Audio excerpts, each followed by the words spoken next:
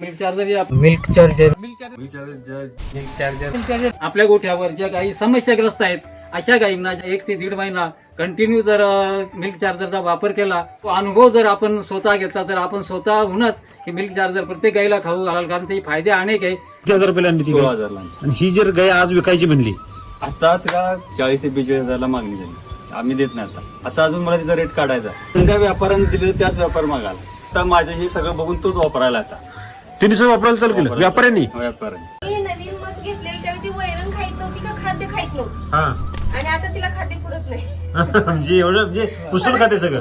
पूर्ण हडाचा सापळा होता. पावशेर पण निघत नव्हतं. ग्लास भर निघायचं. ओके. मिल्क चार्जर सुरू केल्यानंतर 15 दिवसातच तिनं एका टायमाला 2.5 लिटर दूध दिलं. दुधाला वाढली 3 लिटर दुधाला चांगली वाढली. डॉक्टर फक्त आवाज पुरतच बोलवत होते. ते असं वेळेवर मास पण येतो तिचा. 4 महिन्यापूर्वी कसायाकडून 15,000 रुपये किमतीला मी विकत घेतली. कारण 1 वर्षापासून तिला भरवण्याचा प्रयत्न केला, परंतु ती गाभण राहत नव्हती. त्याच्यामुळे कंटाळून त्या शेतकऱ्याने 20-25 लिटर दूध देणारी गाय 1 लिटरवर आली. हे मिल्क चार्जर हे आपलं हे सकाळ संध्याकाळ 2 टाइम 100 ग्राम सुरुवातीला चालू केल्यानंतर ती गाय 1 महिनाभरामध्ये हिटवर आली. भरवल्यानंतर 3 महिन्याची गाभण निघाली. तो दुधामध्ये वाढ होती, फॅट एसएनएफ वाढतो. तरी बंधूंना अशी विनंती आहे.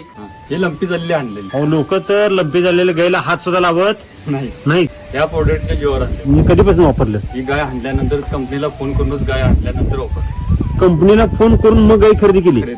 3 वर्ष झाले कंटिन्यू. 3 वर्षामध्ये म्हणजे त्याच्या आधी जे दूध द्यायचे जनावर त्यांचा वास येतो. शेण जरा पातळ होत, शेण घट्ट आहे आणि दुधाला साई वगैरे चांगली, ती दूध खायला पण चांगलं. प्रतिभावाले म्हणतात म्हशीच्या दुधापेक्षा दूध बाहेर लागतं. जर्सी गायचं मिल्क चार्जर सगळ्यात मेन फरक हात दिसला शेणखत कुजण्याचा. ते बाकीचं माझं कुजतच नाही. डॉक्टर कधी येतच नाही, जनावर आजारीच कधी पडत नाही. फॅट चांगला आहे, एसएनएफ चांगला आहे आणि दुधाचं जे स्टेबल एकसारखं दूध कंटिन्यू देते. कधी बंद खंड नाही किंवा काय नाही. शेण 1 नंबर शेण मिळेल का. आपण आता शेण जर समजा असं कुठंतरी ठेवलं जागेवरच कुजून जातं. 1 महिन्याच्या आत ऑर्डर झाली त्याची 1 महिन्यातच. कॅरेट मध्ये ठेवलं होतं, जमिनीला पण नाही, जमिनीतले जीवाणू वर येतात ना. तर मी ओपन नॅचरल एन्व्हायरमेंट वर ठेवलं होतं तरी त्याची पावडर झाली होती. आणि रेग्युलर ठेवायला पाहिजे, म्हणजे ही समस्याच कधी येणार नाही.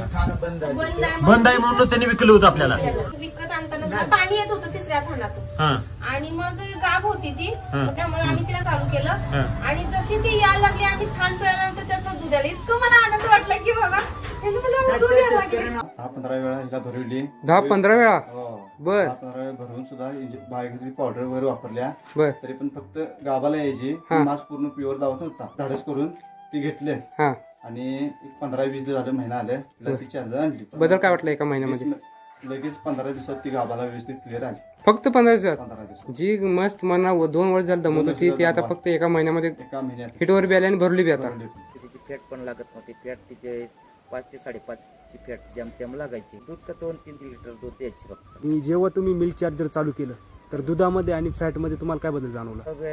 10 ते 11 लिटर तर दूध झालं पण फॅट सुद्धा आमची 8.5-9 ची फॅट लागायला लागली.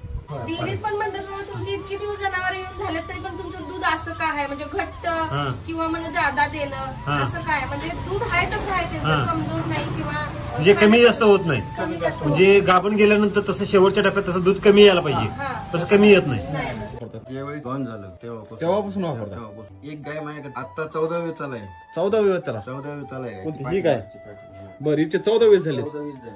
बाकीचं टेन्शन नाही काही, काहीच नाही. बाकीचं टेन्शन नाही. फक्त डॉक्टर नाही तर फक्त भराय पोहता डॉक्टर. बाकी काहीच नाही. बाकी दवाखाना अजिबात नाही. गोचीड नाही काय नाही. गोचीड मला माझ्या गायला गवसून दाखवा 1000 रुपये बक्षीस घेऊन जा. मिली म्हणून सोडून दिली होती. ते गळत होती, तिला खुरांचा प्रॉब्लेम होता. बर.